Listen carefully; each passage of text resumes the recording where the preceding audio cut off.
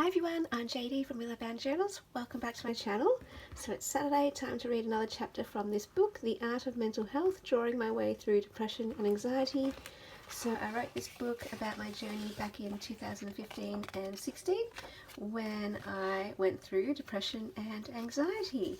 And it just documents all the drawings that I did during that time and my journal entries to describe my thoughts and feelings during that time, all the lessons and insights that I learned, and the tools that I picked up that helped me to overcome depression and anxiety or walk through it.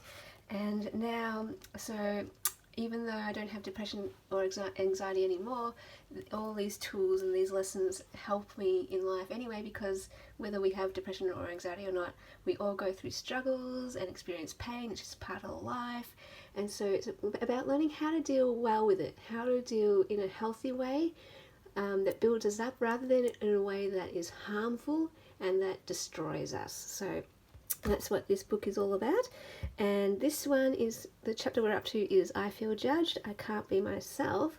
And basically I just read the chapter and then at the end I give more context to the story and flesh it out a bit more. And I hope that it's helpful and encouraging and comforting so you know you're not alone, and hopefully so people know there's no shame in feeling or thinking this way and being in this kind of place, and that we can talk about it openly and just about struggles in general and all of that kind of thing. I'll link the playlist below if you want to catch up on the other drawings or chapters so far, but I will read this chapter. So my mind, if I can speak, my mind's default mode is to think everyone is judging me, regardless of if people are actually judging me or not. I'm constantly watching, analysing and criticising myself, so I assume other people must be doing the same thing to me. This is what my mind is like. Are you thinking about me? What are you thinking? How is my body language? Is the expression on my face okay? What should be the tone of my voice? Should I say something or be quiet? And on it goes. This is the voice of my inner critic projecting itself onto other people. This is a big reason why being with people can be so exhausting for me. It's also partly why I call my room my sanctuary. It's a place where I don't feel judged and I can just rest and be me. At the time I drew this, I felt like I was always being watched and people were telling me to be a certain way.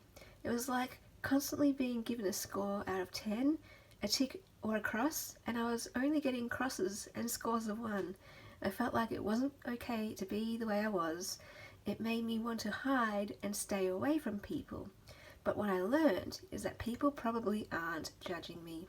They probably aren't even thinking about me. They're more likely thinking about themselves and worrying about their own problems with their own internal critic judging them. And even if people are judging me, it doesn't matter, because it doesn't affect my worth or identity, and it doesn't have to make me hide.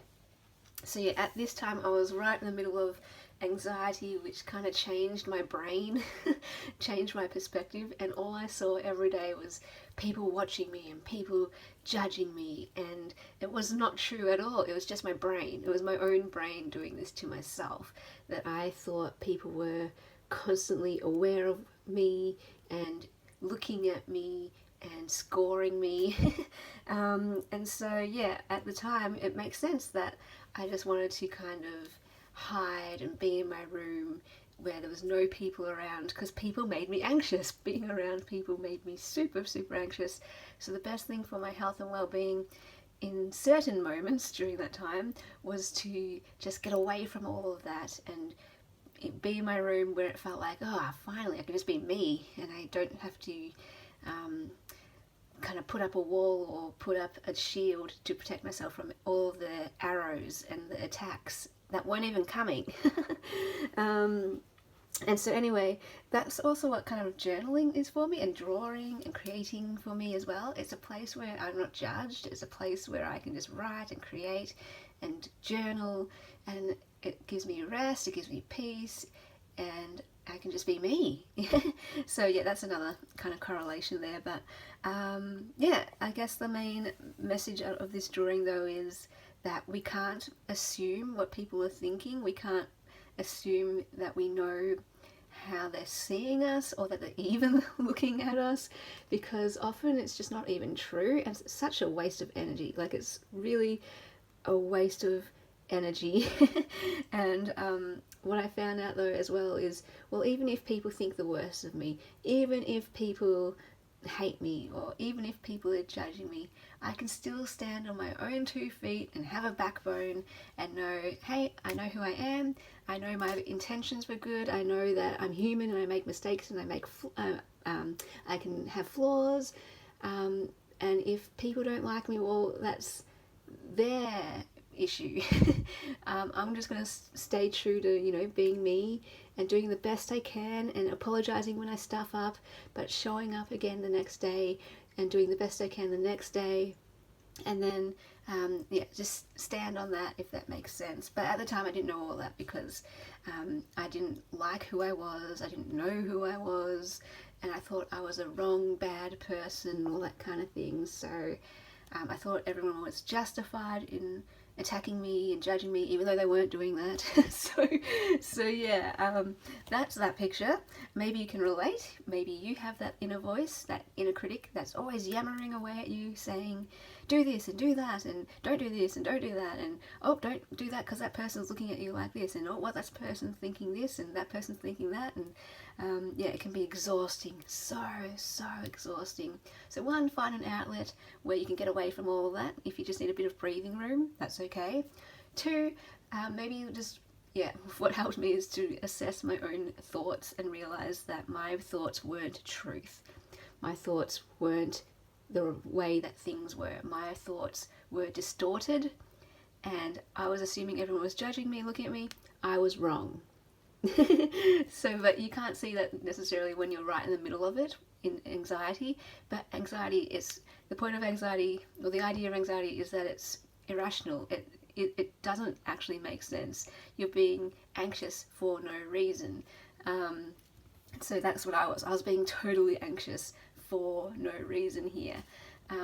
Whereas there is a healthy stress and anxiety when there is a reason, like there's a snake on the road. Well, yes, okay, anxiety is a pretty good response in that situation, but not when you're making it up yourself, not when you're making up the own problem when there is no problem. So that's what this is all about, when I was in such a place of anxiety that I was making up problems when there weren't any problems. So my brain was just doing it all by itself.